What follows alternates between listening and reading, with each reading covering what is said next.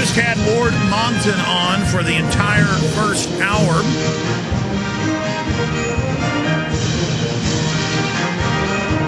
Or to be technical, for a full hour. He came on in the second segment, was with us in the first segment of this hour, trying to train my brain to be exact.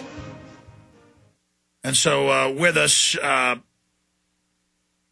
in the last hour, breaking down the state of the Copenhagen event. And absolutely, as I said days ago, that is completely staged, on record. George Soros, Rockefeller, UN, Maurice Strong funded fake hippies so that the Nazi New World Order can look like it's just a harmless, dreadlocked sandals. Hey, man, save the earth, dude. Kill firstborn babies. Sterilize everybody. Cut off the food to Africa. It's liberal. Oh, yeah. And they have them attack the police so that they can show the image. Oh, look, protesters are always bad. Don't ever be involved in a demonstration or you'll look like these people that have mange who are attacking police. And in every case in the U.S., if they can't get their hired anarchists or hippies, these aren't real hippies. There are a lot of great people that call themselves, nature people, hippies, whatever. But you have the counterfeits.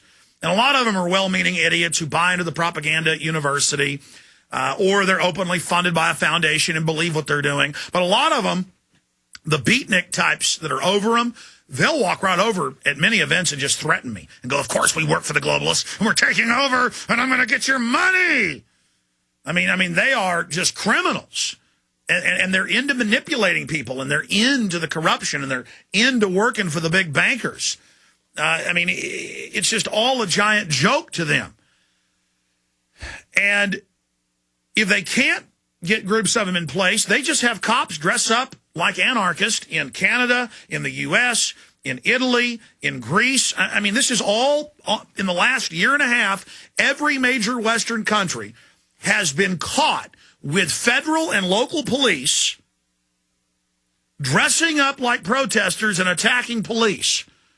And in most cases, they tell the group of cops they're going to attack, and then they stage it. But in some cases, they hit cops in the head with bottles, and they hit them on the head with rocks, and they punch them. And those are the cases we tend to find out, because the cops will then sometimes tackle them and arrest them, and the cops will start begging, going, it's me, code 789 or whatever. This is on video in Canada. We found out in Denver, because they had Denver cops under federal control and part of the intelligence unit go out and attack another group of riot cops. They got mad and beat up some of the cops that attacked them. And then it came out because police started complaining to the Denver Post, I don't like being hit in the head with a rock. What are cops doing this for? See, they find weak-minded police, and they have these drills, these training exercises to fight rioters. And they do this out on the back 40, at the military base or at the police training center, all over the country. And they'll do it on the back 40. And then they say, you know how we did that simulation? We're going to have some live training today. You're going to march over to those cops, and you're going to hit them. And the cops don't ask questions. They don't say, well, do they know I'm coming? They just do it. Police, you have to start thinking for yourselves. You have to start doing this. I remember in 1999, they had the Fortune 500 in Austin. And I knew a little bit about provocateurs, but I'm there, and these giant anarchists. A real anarchist is like a meth head who's got a pension fund, weighs about 120 pounds, has pot marks all over their face, giant pentagram tattoos on their chest. And they're wearing Mao Zedong hats, saying they're an anarchist, when communism is supposedly the opposite of that. That's your low-level, well-meaning idiot who's being run by a federal informant.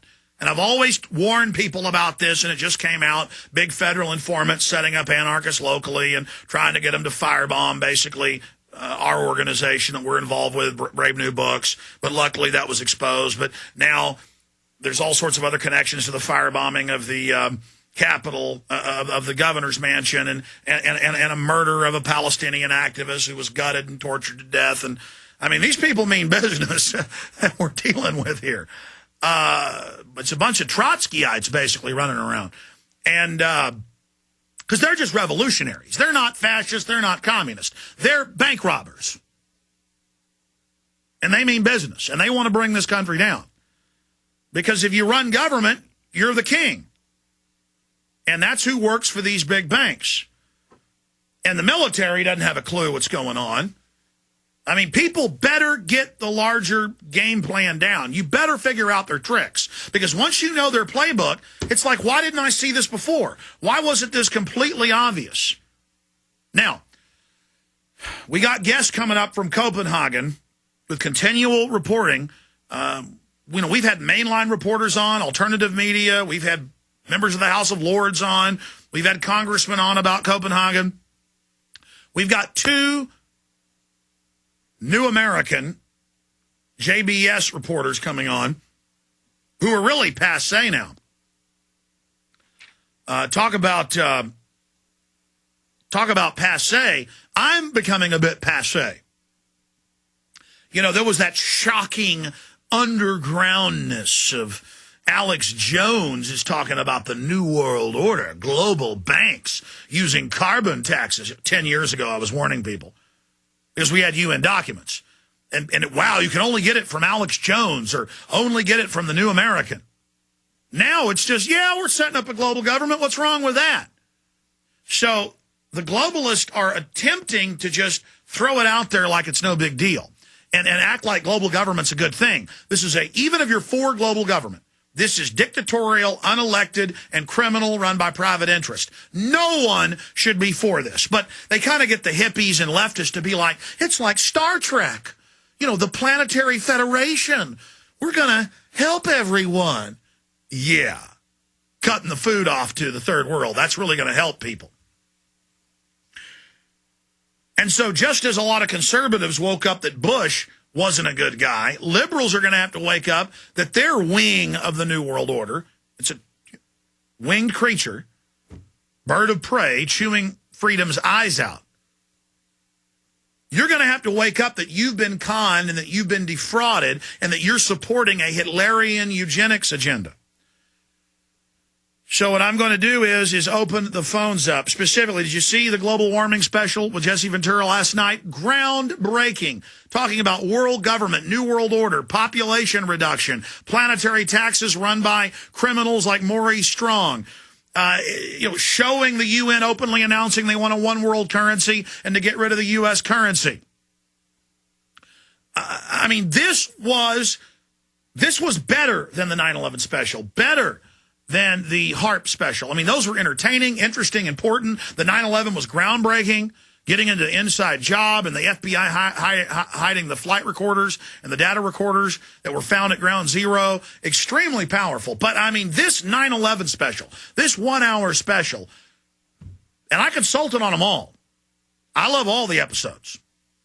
But this one just completely blew me away because it start to finish exposed the entire fraud. And Ventura admits that he once supported this and that he was conned. And remember, Ventura was making this global warming special 5 months ago, 6 months ago, when they started it. And so they just 2 weeks ago added the end of it about ClimateGate. It was already about fraudulent UN documents and faking data and all the other frauds they've been caught in. I mean, this was a home run. And I am so honored to be involved in it. I am so honored to be part of it. Again, I talked to the producer. He can't believe it's airing. I mean, genuinely, they can't believe this is all airing. They can't believe it. This is groundbreaking that this is happening. And of course it's getting top ratings for the channel, top ratings for a new series. They almost never have the same ratings on the shows after the first show. This thing's getting the same ratings or higher in the second and third shows. So, home run, ultra exciting, ultra buoying, enlightening, just showing that we can take the system over as Ron Paul has talked about doing, as Gilbert Griffin has talked about doing. We can act like leaders, act like winners, because we are winners. We are leaders. And we have to start having confidence. So many people out there don't have confidence. When you got the truth on your side, it doesn't matter if you're outnumbered 10-1 at first. You stand up, like Mark Twain said, in the beginning, a patriot is a scarce man, hated, feared, and scorned. But in time, when his cause succeeds, the timid join him, because then it costs nothing to be a patriot. Now, we haven't reached that point yet. Our cause hasn't fully succeeded, but it's beginning to succeed. And nothing succeeds like success.